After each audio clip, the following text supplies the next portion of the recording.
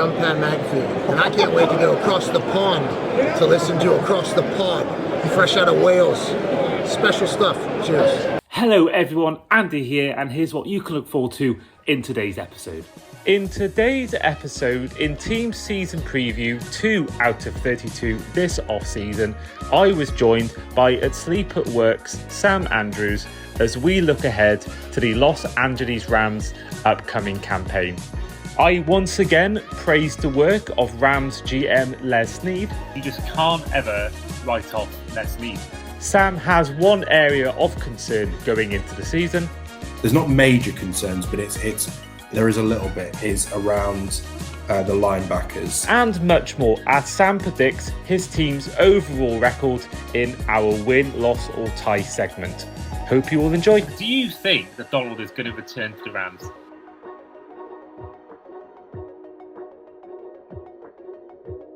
Hello everyone and welcome back to the Across the Pod NFL podcast. I am as ever your host today, Andy Davis, and we are here for Team Season Preview 2 out of 32. In the last episode, we had the Lions with Aaron Fletcher. In today's episode, we are covering the Los Angeles Rams. And my guest today is a returning guest from last year's Rams Season Preview and also a friend of Fletch. It's Sam Andrews. Sam, good to have you on. Yes, thank you for having me on again. It's always great to talk Rams football. Yeah, it's good to have you on. It's good having you back for the Rams because you are, well, seemingly it's one of the only Rams fans in the UK. I don't think it's a particularly, I could be wrong, you might know more than me, but I don't think I see many Rams fans in the UK. Yeah, there's a few. There's a few that I know through like fantasy football and stuff like that. And then there's, I am part of a Rams UK group on Discord. But again, don't really know many of them in person. So, but yeah, I think with probably being, it's not a new franchise, but it feels like a new franchise, if that makes sense, with the fact that it only moved back to LA fairly recently. I think it's kind of probably gained a bit more support over the last 10 or so years. Yeah, I mean, I kind of feel like a lot of people in the UK will pick a lot of teams based on where they've been on holiday and all that. And I don't think many people were picking or even going on holiday to St. to St. Louis. I don't think St. Louis was the hotspot of tourist spots, whereas, myself, holiday in Florida, you've got people who've gone to New York and supported New York team. They've gone to LA and supported an LA team. So I think the fact that, I think maybe that had an impact certainly on, because you think about the 80s era, Channel 4, the best teams were shown at the time, the Bears, Dolphins, 49ers, kind of Raiders as well. And that kind of has led up to a big fan base in the UK because of that generation who watched it in the 80s on Channel 4, where the Rams weren't, from memory, a good team. I can't think what era Eric Dickerson played, but I don't think they weren't a team challenging for Super Bowls. And obviously they are now. But so I think maybe in 40 years, 30 years, we'll see a lot more Rams fans in the UK because of this current era. McVay, Jared Goff before, Todd Gurley, Jalen Ramsey, Stafford, Puka Nacua, and Kieran Williams in the current era. So I think that's where you'll see Rams fans build. It's kind of what was fans who kind of come into the sport now, get into the Rams because of these exciting players. And I think, that's how it's going to grow. But I do think the fact they played in St. Louis probably had some sort of impact in maybe not having many fans in the UK. Yeah, certainly. Yeah, I think it's just one of those things. Like I say, it's especially with the Channel 4 era and the teams that were growing up, and then even like my age group as well. Probably with watching any NFL would have been the Tom Brady era. So again, watching Tom Brady's, your Peyton Manning's, your Drew Brees'. So I think, you tend to see a lot more of those fans, certainly at my age, in terms of, Saints and Patriots and things like that. So I do think it's all down to who's on the telly the most, I think, for us, because we, I say we don't, it's not like the Rams are on our doorstep or even any of the other franchises. And, we only get to see 6 teams a year in the UK. So, well, not even that, sometimes only 5, but Again, I think that, probably where you see a greater number of Jags fans now is because obviously they've kind of built a second home in London. So I think it's all down to commerciality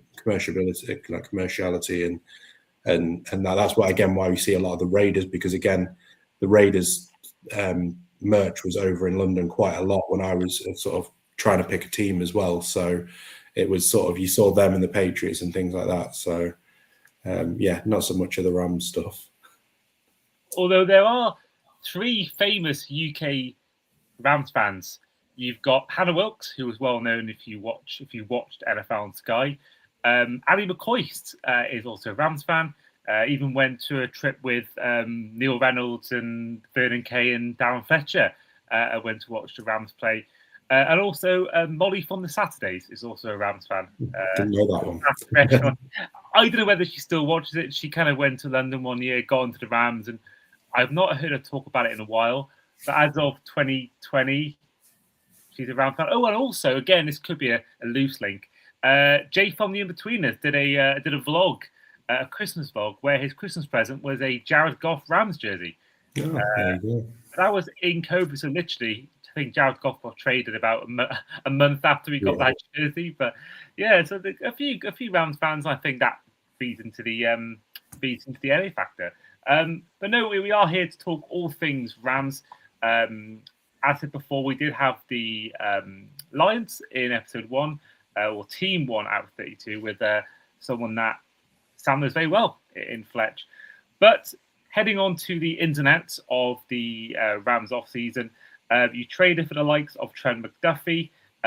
You drafted Ty Simpson 13th overall in one of the shock picks of the shock pick of the NFL draft, as well as the likes of Max Clare, tight end out of Ohio State, and Keegan Trost, offensive tackle out of Missouri, as well as wide receiver CJ Daniels and Tim Keenan III out of Alabama, defensive tackle. And especially one of the shortest draft hauls. Only 5 players taken in the whole of the Rams draft. And then looking into the free agency side of the Rams, we saw the likes of Jalen Watson come in the offseason via the Chiefs. We also saw the likes of long snapper Joe Cardona and linebacker Grant Stewart. Re-signed the likes of Ronnie Rivers and Laurel Murchison. And also, I mentioned before, traded for McDuffie. And you saw the likes of Tyler Higbee, Cameron Curl, Akella Witherspoon, Roger McCreary, Jimmy Garoppolo, and DJ Humphries all leave the team. But the main addition in the offseason was, of course, Myles Garrett, current and 2-time Defensive Player of the Year, via a trade with the Browns, which saw Jared Verse go the other way. I mean, Sam, where do you start with that? What are your thoughts on the Rams offseason? I think a lot of people, obviously, if we start with the draft, I think obviously the biggest shock, like you mentioned, the biggest shock was Ty Simpson going at 13.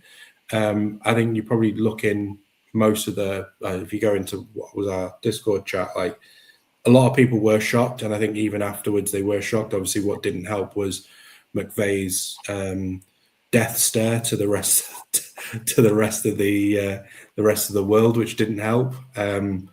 But again, based on what they were saying, I mean, I get that people thought we could draft a Makai Lemon for the future or whatever, and it's like from the way that they were talking, they were going into that mindset with wanting to pick Ty Simpson, and why risk dropping down the board to potentially get him later when you can just pick him where you are?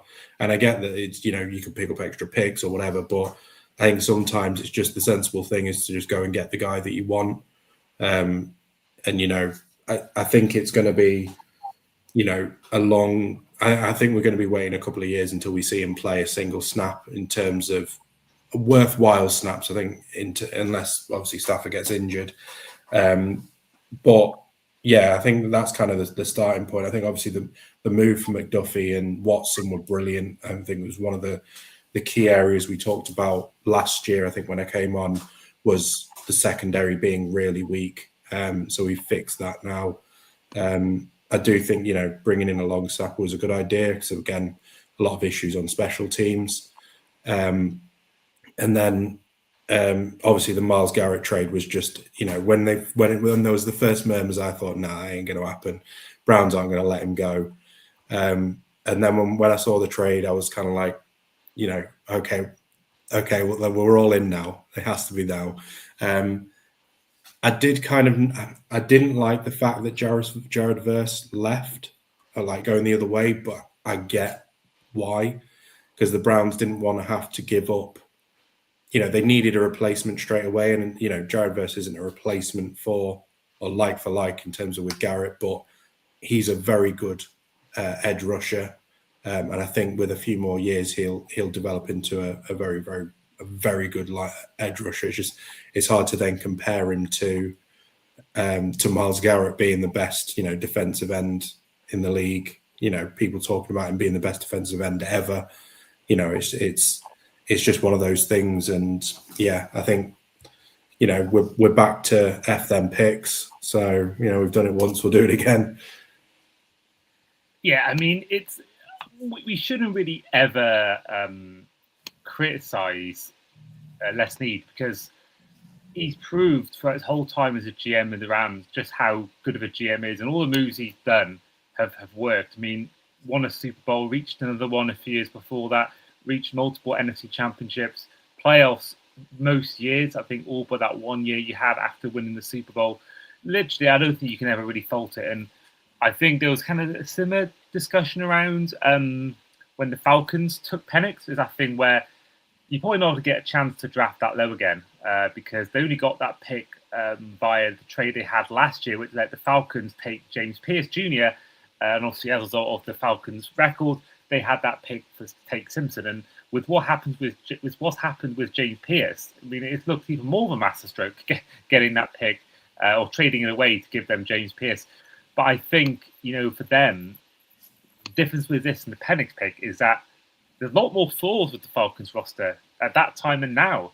Whereas the Rams, we'll get onto it later on as well about the kind of the overall roster. But, this is a Rams team that it's stacked everywhere. I mean, you could have taken Kyle Lemon, but you've already got, Puka Nacua, you've got Devontae Adams, albeit he's obviously a lot older, but the weapons are there. And I do think that at the time I was like really shocked. And I was thinking, what the hell are they doing?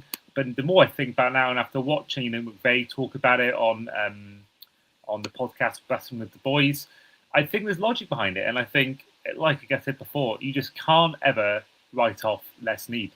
And I think, aside from that as well, I mean, you mentioned McDuffie. It's that I remember last year. I do remember you last year saying about the secondary, and I think that was a big flaw, a big cause of potentially your loss to the Seahawks in an NFC Championship. There was the one sort of area that you had an issue with. You got out unaddressed. So it's I mean, really, I think we could probably say, obviously for getting Garrett, but also the other things he's done in the offseason, Les Sneed, it must be one of the best off seasons a team's had this year in the NFL.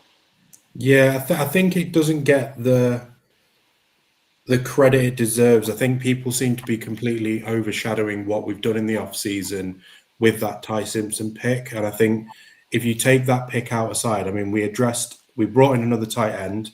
Obviously, Higbee I think he's going to play. He's going to play one snap this year, probably in the first game. He's then retiring. We brought in a replacement directly for him. We've already brought in Terrence Ferguson from last year, so he moves up the depth chart. So again, we're keeping that depth chart on tight ends, especially with the way that we like to play with 13 personnel. Obviously added in an extra linebacker, brought in a fair few UDFAs to address the special teams issues that we had last year. So hopefully, again, brought in a new special teams coordinator as well, again, to solve that issue. Brought in Cliff Kingsbury as well to be, not quite sure, is assistant head coach in a way. I can't really, assistant head coach, I think it's kind of the title he's gone for, but essentially he's been brought in again to sort of develop that offense and work on different things. And I think everything, if you just look past that Ty Simpson pick and the rhetoric that comes with it, I think it's probably, like I say, it's been one of the best off seasons we've ever had. And to be in a position that we were last year going into the Super Bowl, well, being one game away from a Super Bowl, arguably a couple of snaps away from being in a Super Bowl, to going in, getting the best defensive player in the NFL, bringing in 2 excellent corners, and being able to then use a pick like the 13th pick to go and get your future quarterback. I think it's just good business. Obviously, I think as well, one of the things that seems to get forgotten is the fact that McVay, talking about Atlanta when they brought in Penix, there was no communication to Kirk Cousins when that pick was made after giving him a 4-year contract. And the difference is that when we made the Ty Simpson pick, leading up to that pick, even as early as from what I can hear, that like it would be sort of January, February time, they were telling him that, we're going to be making this pick.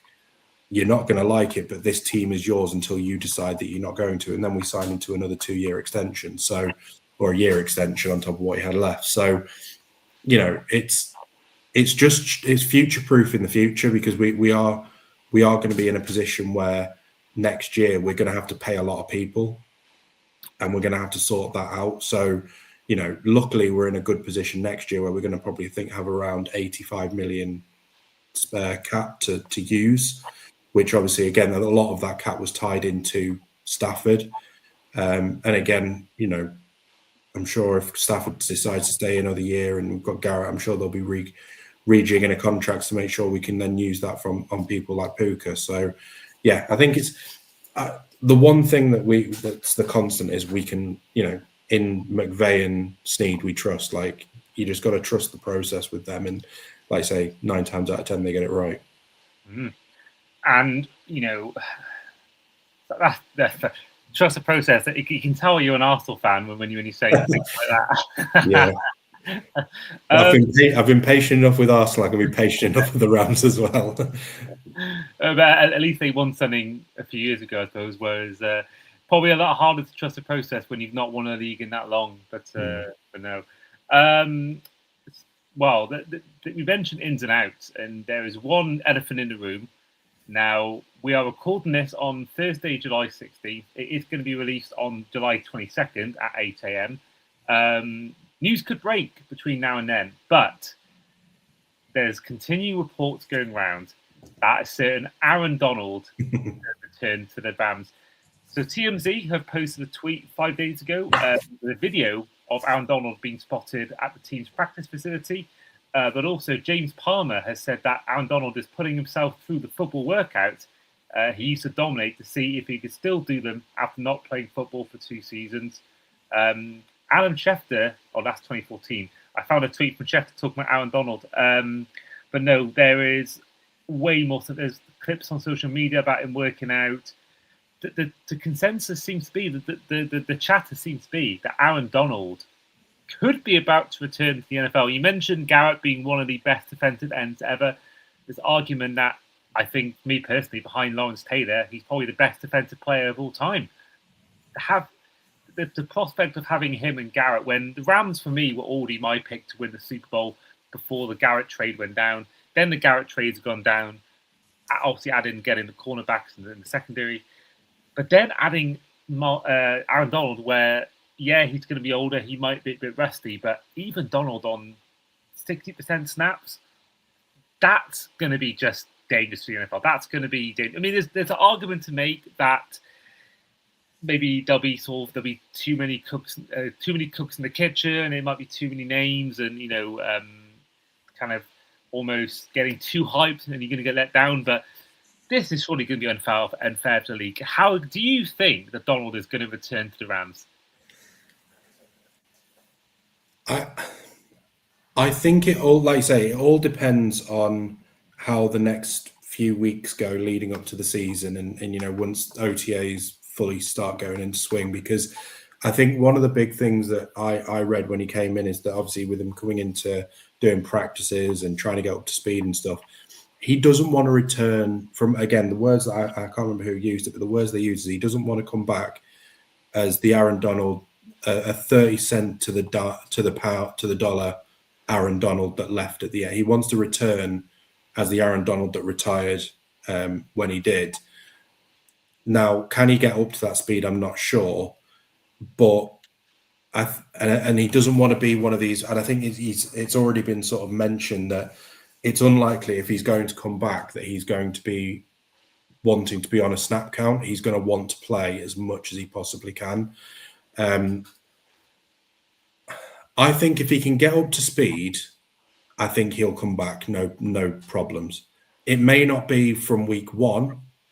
It may be sort of let's build him into the season and maybe bring him in sort of midway through the season potentially. But he could go week one. I mean, you just don't know. But I think given the opportunity, the biggest thing for him was does he have the fire in the belly to come back? And I think being given the opportunity to play with Myles Garrett, as well as the likes of Kobe Turner, Byron Young, Nate Landman, Poona Ford, like all of those players put together, I don't see how it isn't a tempting offer to come back, and I can see why he's kind of umming and ahhing about it. I mean, you look at everything he's been doing in away from football. He's still lifting the same as when he left, if not a little bit more. He still looks like he's in perfect condition. So as long as he can be match speed ready, I think he'll go, and I don't see it being an issue with getting money sorted for it and that. I think a lot of it will be probably putting bonuses, but I think I at the moment I'm on about 75% he'll be coming. So I'm quite optimistic that he will return. I agree. I think he's going to come. I do think I think there's next to no chance that this will happen, but potentially, you think about if they have some sort of injury crisis or if they have some sort of bad luck or form and they start the season maybe 1-5, 1-6, I think he might hold off. But I think you're telling me, I don't think you can deny he's going to come. If you start 6-1, 5-0, 7-2, and you're top of the NFC or at least top of the division, there's no way you're telling him the prospect of playing with Myles Garrett, playing with his team that they are now, with some great young defensive players. That's a hard thing to say no to if you're Aaron Donald. And I think the fact he didn't retire on a Super Bowl win, I think if he retired after that win against the Bengals, he might have gone, right, I've ended on a good place. But I do think the way it went that next season, I think he'll be eager to sort of maybe end on a high. And I do think the prospect of a second ring, a bit like, he could have easily had, Brandon Graham retiring after winning that, the year before winning that second ring. And he stays with the team and he goes out and wins the second ring. And I think Donald will be enticed by that if you do start as strong as I think you will this season. I do think that he'll be that'll really appeal to Aaron Donald, and I think that will any chance to increase his legacy and get a second ring. I think he'll be all for it. Yeah, I agree. I think like you say, I think the biggest part for me is how we start, and obviously we're going to come on to the schedule a bit later when we do the predictions as we always do. But I think that we've got. We have got one of the hardest schedules, but I think that we've got enough in the locker with a lot of the players to start very strong, and I think it'll just appeal to him more that he want to come back. And if he can start, like I say, if he can get up to speed and get match speed, and he returns the way he retired, like that combo of him and Garrett together will be just crazy. It will just be. Like I say, it'll be unfair, and I feel for the likes of the Cardinals and maybe not so much the Niners, but for the Cardinals and the like that have to deal with that. And I think there is a level of excitement as well for some offensive, mixed feelings of, obviously having to deal with the fact you'd have to deal with both Garrett and Donald, but also the opportunity to be able to say, I played against that Donald Garrett mix. And if you get a win against them, it's like I got a win against that defense and that offensive line managed to hold those two out. I think there is a level of challenge that I think a lot of NFL players would strive to want to do as well. So I think there is a level of they do want him to come back as well, but also really don't want him to come back. Oh yeah, I mean, it's literally like Ultimate Team. It's like when you see people you play against, not that I have in a few years, but they've got like Lawrence Taylor, Reggie White, and you think, oh my god, I'm done before I even start the game. And I think it's a tough division. That'll make it, maybe not as easy as some people are thinking it's going to be, but still, one hell of an addition that will be to the team. Even if you get Donald, he's 2/3 of the player he once was. That's still pretty good. Yeah. And of course, he'll be joining a team which has literally stacked everywhere. I mentioned before, you fix the secondary. You've already got a running back room with Kieran Williams, Blake Corum. You've got Adams. You've got Puka Nakua, who I think will be ready in week 1 after his off-field troubles. You've got Matt Stafford. You've got Ty Simpson, who could come in should there be a problem with Stafford injury-wise. Jared Verse, not Jared Verse, bloody hell. Kobe Turner, Byron Young, Braden Fisk. I mean, this team is littered everywhere with weapons. It's literally, I'm struggling to find any fault. You've got McVay's head coach. You've got a great GM. I mean, I'm struggling to find any weakness apart from maybe could it be 1 year too many for Stafford and Adams. I don't think it will be. I think they'll be absolutely fine, but there's always that risk at their age. But is there like an area of the team that you're worried about? Because I remember last year you were worried about the secondary. We've just mentioned they're being fixed. What's the one area you think that could let the team down this season? There's 2 areas that I have a bit of concern about. The first is special teams, because we don't know how special teams is going to be. The only thing I can think is it can't be as bad as it was last year. That's my only thought. And, with the players that we've brought in, a lot of the UDFAs, I think, have been brought in with the purpose of revamping that special teams. Obviously, the new long snapper. That'll be an area I think I'll be looking at in terms of see how we get on at the early part of the season. The other area that I'm a little bit concerned with, but there's not major concerns, but there is a little bit, is around the linebackers. Obviously Nate Landman came in and had a great season. Omar Spates has really stepped up, but I still think there's a bit of mobility issues there, and Landman's not exactly the fastest linebacker. Omar Spates is sort of, and I say it's him and Byron Young are more. They're built for the D line a bit more so. So I do worry about the slot positions where especially if we come up against someone like like a Cardinals or a Raiders where we're going to have to deal with elite tight ends. I think that could be an issue. Or potentially like an elite slot receiver, someone like a JSN. That's where I think we could get caught out. But as long as we sort of scheme it the right way, like we did last year a bit, it may having that secondary that can like Quentin Lake and that can step in and help with that secondary or with that linebacker group. I think we will be okay, but. If I'm going to pick out an area, it's either the linebackers or the special teams, and the special teams is mainly because it's just an unknown. Fair enough. Well, let's head into our final section, which is win, lose, or tie.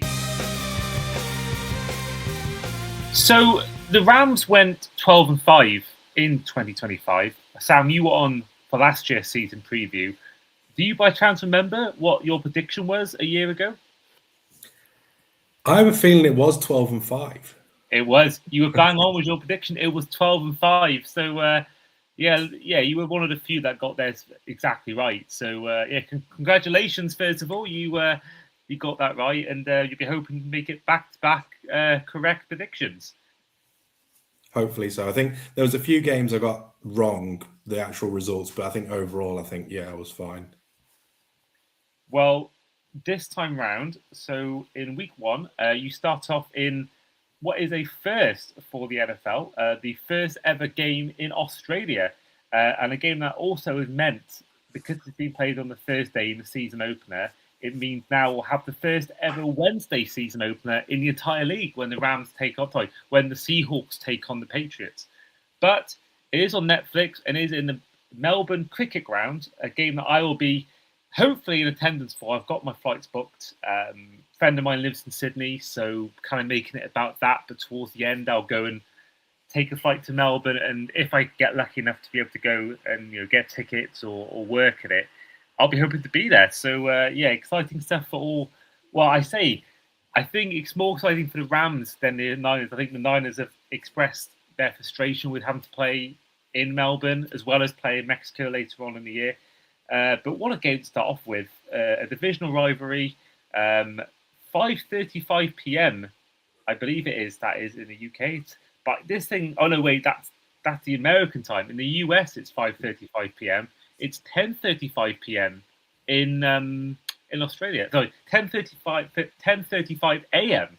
So a morning game in Melbourne. But yeah, for you, Sam, for this game, win, lose or tie. I'm going to take a win.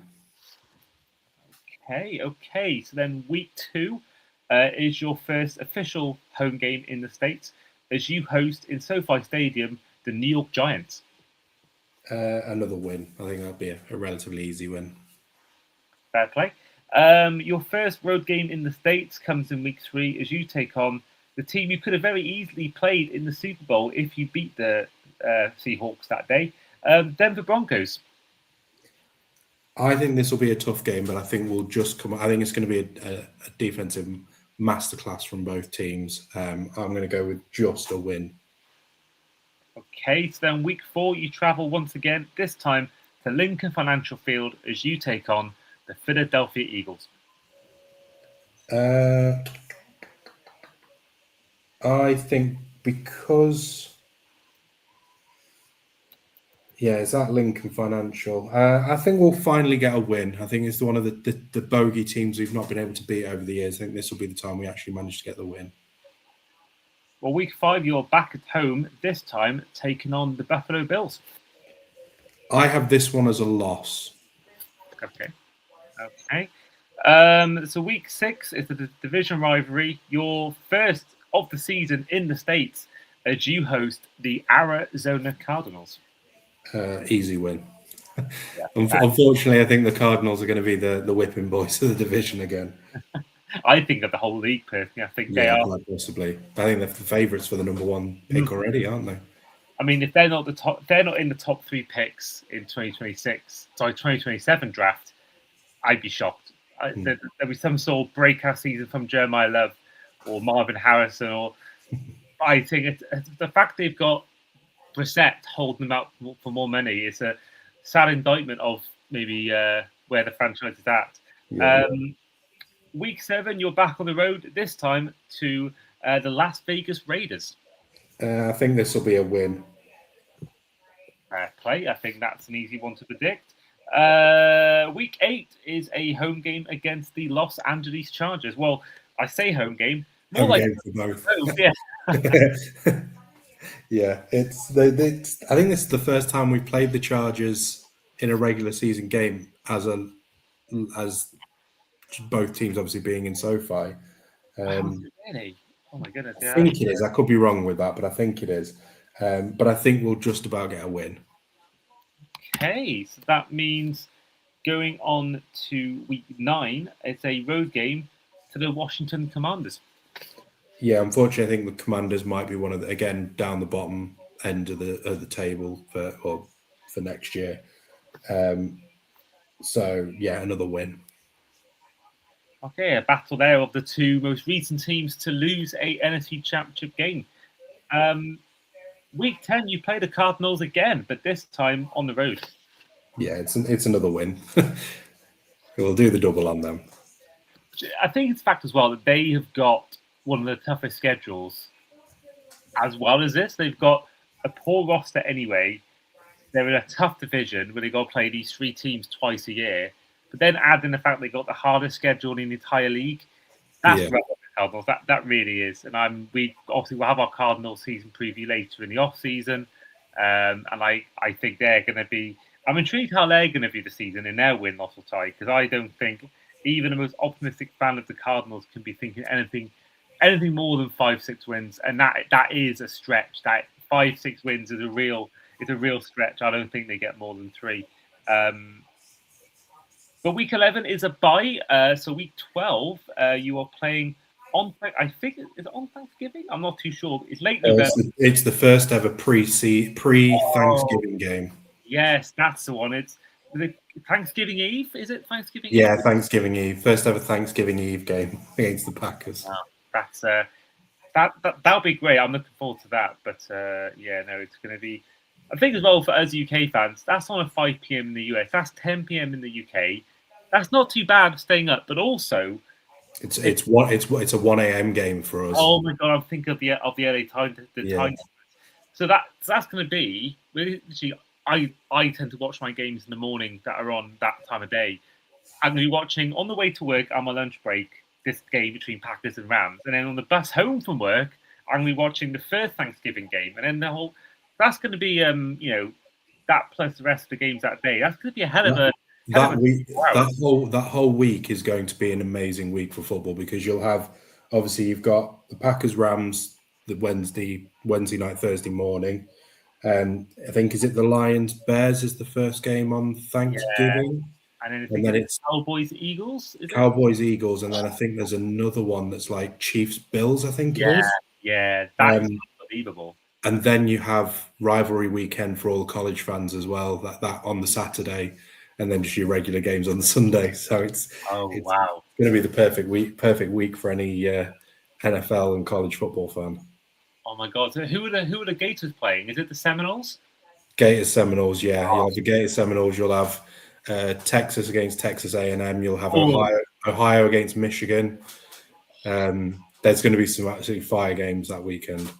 Oh, Texas against Texas. I know Texas are your team, right? They're your college team, Texas? They're my college team, yeah. Oh, that's insane. I mean, that's. I'm gonna check as well. Actually, while we're here, what Premier League is there that weekend? Let's have a look. I bet it might be international break. I don't know, but if we got some absolute crackers in the Premier League that weekend, that's going to be insane. So November 25th. They haven't announced what day's what. Oh my God, we've got Arsenal against Man City. There you go. And Liverpool-Everton at the new Goodison or Hill Dickinson. Wow. You've got Leeds-Coventry, old school fixture. Brighton-Newcastle. That could be quite? Yeah, that's quite a weekend. That is unbelievable. That is unbelievable. There you go. That'll be the Sunday because the Arsenal game will probably be the 4:30 kickoff, and the Liverpool-Everton will be the 2 o'clock kickoff. Probably they may even put it at 12. Actually, they might put it on Saturday lunchtime, or they might put one of them on Saturday lunchtime, and have one at 4:30, or have the. I think this year they had it. They had Liverpool-Everton, then Arsenal-Man City. I think that was a double header this year in April when they had what we thought was title deciding game. That was what a weekend. Week 13 is against the Chiefs. Now it's saying it's Prime Video. This might be the Black Friday game.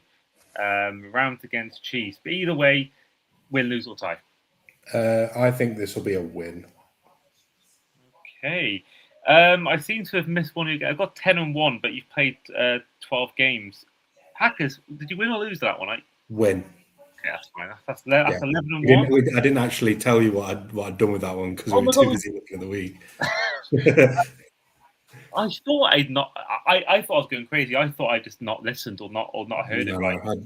We got distracted by the rest of the week, the week of that week. Oh, that is incredible. I still can't believe that.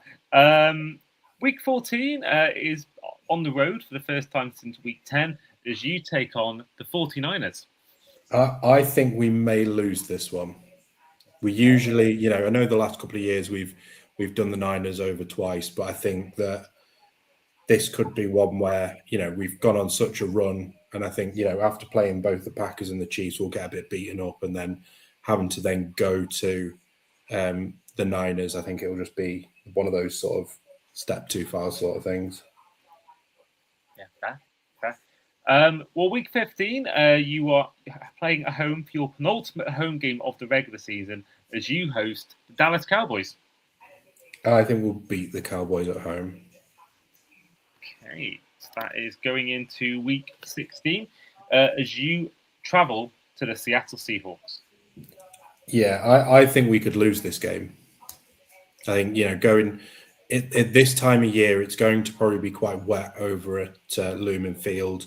Lumen Field is a very difficult place to play at the best of times. I still think that they're going to be in contention for the NFC West, and I think that could be another one of those games where, again, coming off that run may just be a step too far. Do you know what I've noticed? I've noticed since I've been looking at all these fixtures and where you're playing the game. Obviously, you're playing 17 games. Out of the 16 that have been played in America, only 4 of these weren't used for the World Cup. So you're playing, obviously, at your own stadium, SoFi. Lincoln Financial Field, Philadelphia was used. Levi Stadium, of course, Lumen Field. So the only ones you're playing at that weren't used in the World Cup were Raymond James Stadium in Week 17. We've got Empower Field, Denver in Week 3, and then the Vegas Stadium, Allegiant Stadium, and State Farm Stadium. So literally, you're having pretty much, and obviously the Australia game as well. But literally, you've got the majority of your games this year are going to be at stadiums that were used in the World Cup. Yeah. Incredible. Week 17, I just mentioned it then. You're on the road to the Tampa Bay Buccaneers. I think this will be a win. Okay, so that means going into your final game of the season at home, SoFi Stadium, to the Seahawks. For the final time this episode, Sam, win, lose, or tie? I think this could be the division decider, and I think we'll win it. Fair. So that means you are predicting a 14-3 record for the season. Optimistic stuff. Yeah, I think 12-5 last year with the additions that we've got. I know that the games we're going to have to play are going to be significantly more difficult, but I just think with those additions, plus if you add in then Aaron Donald into that mix, I just think that it may not necessarily be that we go and, blitz teams every single week, but I think that we'll have enough flexibility and versatility that we'll just overpower teams, and just, even if it's just 1-score games, I think that they'll just fall in our favor. Yeah, I mean, you certainly, playing the quality of teams you're playing this year, your division alone, plus all the rest. I mean, you're preparing yourself for the playoffs quite well because the division is so tight. It's so good. I mean, it was by far the best division last year. That you're playing almost playoff games every other week in the season because that it's going to be every game that you play against the Seahawks, against the Niners, against the teams like the Eagles. That's going to be a massive implication for the division or for the NFC rankings. So you're literally going to go into this game, into the playoffs, with so much preparation already and so much experience in that season alone for big moments, and that's going to only stand you in good stead for the upcoming playoffs. And that is the case. If that is the case, and you go 14-3, how far are you predicting the team will go in the playoffs? Super Bowl. I think we'll get to the Super Bowl. I think it's now. I think we've been saying for a while we're at win now, but I think with this team, like I say, with the addition of Aaron Donald, I think that the expectation and the minimum is to get to the Super Bowl. I think, the playoffs are very difficult, and, anything can happen in a single game. But I think, like you say, with the fact that we're pretty much playing, I think if you look at the teams that we're going to play, I mean, 1, 2, 3, 4, 5, 6, 7, 8, 9 of those teams that we're playing, or 10 of those teams that we're playing this year, have been in the playoffs in the last couple of years. And I think that, that can only stand us in a good position to, show that we're ready to be, to dominate the playoffs, to dominate the regular season, and then go and win a Super Bowl. Obviously, I'll never say we are 100% guaranteed to win the Super Bowl. I'm not that sort of arrogant type of fan. I still think, slip-ups happen in games. You turn up at one game and it's bad, and, things don't go your way and you lose. But I think the expectation is Super Bowl minimum. And I think anything that isn't a Super Bowl would probably be deemed a failure. So I have to say Super Bowl. And if you make the Super Bowl, Any prediction as to who you think you'd face from the AFC? I have a feeling I have two teams in mind. I think it'll either be the Bills or the Broncos, two of which will have played this year already. So I think those are the two teams for me that going into the season were my initial teams that I were looking at to win the AFC. Yeah, I mean the Broncos. It's hard to know when they've only had 1 year being good. It's always kind of hard to think, are they going to do it again? The Bo Nix injury, we'll know by week 1 whether that's going to be a problem or not. But I do think, it does feel like the Bills' time. You could argue the Ravens getting a defensive coach in now that could hopefully fix that problem area they've had there in recent years. I do think with the easy schedule, Chiefs will be, you can't ever rule out the Chiefs.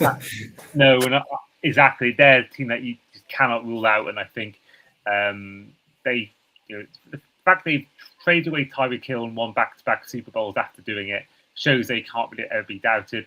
Whether they'll win it or even reach the Super Bowl, I don't know, but I think there'll be a team back in the playoffs, and I think there'll be a team that will be, challenging. I can see in the AFC Championship. Whether they'll win it, I don't know, but no, I think the NFC is stronger, but I think there's a few teams in there in the AFC that could cause some problems. Yeah, I think the Chiefs have to stay fit and out of trouble. I think that's been their biggest issues. Obviously, Mahomes coming back off a big injury. All the issues with Rashee Rice off field. Travis Kelce, obviously, he's now married. How's he going to come back? It looks like it's probably going to be his last year. There's so many ifs, buts, and maybes with the Chiefs that I think, obviously bringing in Kenneth Walker as well. Do we know how he's going to perform? He does like an injury. So I think if the Chiefs can stay fit, I think they'll be absolutely fine and probably in contention. But yeah, if something happens, derails that team, they could be in trouble again. But yeah, totally agree. But that is the end of the episode. So Sam, first of all, once again, huge thank you for coming on. Yeah, thank you for inviting me back, and it's always great to chat Rams football. Exactly, and always good to have you on, and always good to have a member of the Sleepaway Network, College Football UK, all that stuff. You are a part of with, as I said before, with friend of the show Fletch, who was on the Lions preview. For those listening at home or watching on YouTube, Sam, where can they find your work on socials? So you can either find me again at the AAW Network. So you've got College Football UK, you've got the Fantasy Den, which is a fairly newish podcast. You've still got Heard of the Line, which is, it's knocking about. And then just SamRam47 on Sleeper, on X, on pretty much everywhere that you can find me. I'm usually using that. So yeah, you can find me on there, on mainly on X for fantasy, for NFL and stuff like that. But yeah, go and check out the podcasts. We've just, for the college football, we've just started the predictions for the divisions, the conferences. So go and check that out. We've got some great special guests on there over the next coming weeks. Great. Well, we will put that in the description of the episode if you want to find Sam's work and Sam's podcasts.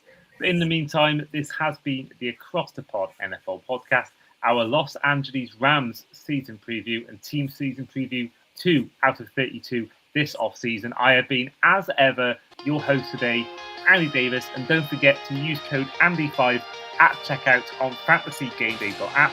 And our guest today has been Sam Andrews, and we'll see you guys next time. Take care.